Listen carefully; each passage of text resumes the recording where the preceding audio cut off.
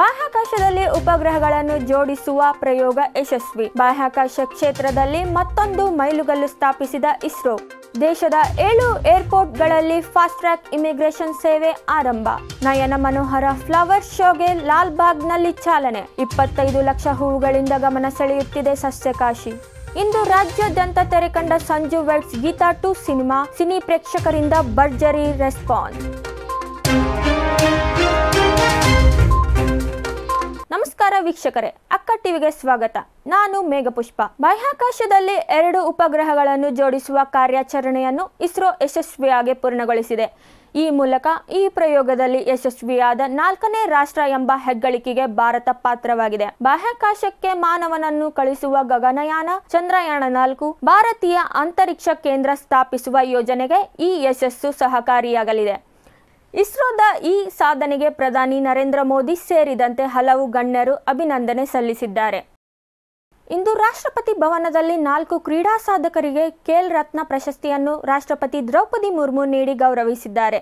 ಕಳೆದ ವರ್ಷ ನಡೆದಿದ್ದ ಪ್ಯಾರಿಸ್ ಒಲಿಂಪಿಕ್ಸ್ನಲ್ಲಿ ದೇಶಕ್ಕಾಗಿ 2 ಕಂಚಿನ ಪದಕಗಳನ್ನು ಗೆದ್ದುಕೊಟ್ಟಿದ್ದ ಮಹಿಳಾ ಶೂಟರ್ ಮನು ಭಾಕರ್ ಸೇರಿದಂತೆ ವಿಶ್ವ ಚೆಸ್ ಚಾಂಪಿಯನ್ ಪಟ್ಟವನ್ನು ಮುಡಿಗೇರಿಸಿಕೊಂಡಿದ್ದ 18 ವರ್ಷದ ಚೆಸ್ ಚತುರ ಡಿ ಗುಕೇಶ್ ಹಾಗೂ ಭಾರತದ ಪುರುಷರ ಹಾಕಿ ತಂಡದ ನಾಯಕ ಹರ್ಮನ್ ಪ್ರೀತ್ ಸಿಂಗ್ ಮತ್ತು ಪ್ಯಾರಾ ಒಲಿಂಪಿಯನ್ ಪ್ರವೀಣ್ ಕುಮಾರ್ ಕೂಡ ಮೇಜರ್ ಧ್ಯಾನ್ ಚಂದ್ ಖೇಲ್ ರತ್ನ ಪ್ರಶಸ್ತಿಗೆ ಭಾಜನರಾಗಿದ್ದಾರೆ. ಬೆಂಗಳೂರು ಸೇರಿದಂತೆ ದೇಶದ 7 ಪ್ರಮುಖ ವಿಮಾನ ನಿಲ್ದಾಣಗಳಲ್ಲಿ ಫಾಸ್ಟ್ ಟ್ರ್ಯಾಕ್ ಇಮಿಗ್ರೇಷನ್ ಸೌಲಭ್ಯ ಆರಂಭಿಸಲಾಗಿದೆ. ಈ ಯೋಜನೆಯಿಂದ ಅಂತಾರಾಷ್ಟ್ರೀಯ ಪ್ರಯಾಣಿಕರಿಗೆ ಸುಗಮ ಮತ್ತು ಸುರಕ್ಷಿತ ಪ್ರಯಾಣ ಅನುಭವ ಸಿಗಲಿದೆ. ಈ ಸೌಲಭ್ಯವನ್ನು ಪಡೆಯಬೇಕಾದರೆ ಪ್ರಯಾಣಿಕರು ಮೊದಲಿಗೆ ವೆಬ್ ಪೋರ್ಟಲ್ನಲ್ಲಿ ಅರ್ಜಿ ಸಲ್ಲಿಸಬೇಕು. ನೋಂದಾಯಿತ ಪ್ರಯಾಣಿಕರು ಏರ್ಪೋರ್ಟ್ನಲ್ಲಿ ಅಳವಡಿಸಿರುವ ಈ ಗೇಟ್ ಮೂಲಕ ಬೋರ್ಡಿಂಗ್ ಪಾಸ್ ಹಾಗೂ ಪಾಸ್ಪೋರ್ಟ್ ಅನ್ನು ಸ್ಕ್ಯಾನ್ ಮಾಡಿದರೆ ಸಾಕು, ಗೇಟ್ ತಾನಾಗಿಯೇ ತೆರೆದುಕೊಳ್ಳುತ್ತದೆ. ಈ ಸೌಲಭ್ಯವನ್ನು ಭಾರತೀಯ ಪ್ರಜೆಗಳಿಗೆ ಉಚಿತವಾಗಿ ನೀಡಲಾಗುತ್ತಿದೆ. ಗಾರ್ಡನ್ ಸಿಟಿ ಬೆಂಗಳೂರಿನ ಲಾಲ್ಬಾಗ್ ಉದ್ಯಾನವನ ಇದೀಗ ಎಲ್ಲರ ಆಕರ್ಷಣೆಯ ಕೇಂದ್ರವಾಗಿದೆ. ಹೌದು, ಪ್ರತಿ ವರ್ಷದಂತೆ ಈ ಬಾರಿಯೂ ಕೂಡ ಸಸ್ಯಕಾಶಿಯಲ್ಲಿ ಫ್ಲವರ್ ಶೋ ಆಯೋಜಿಸಲಾಗಿದೆ.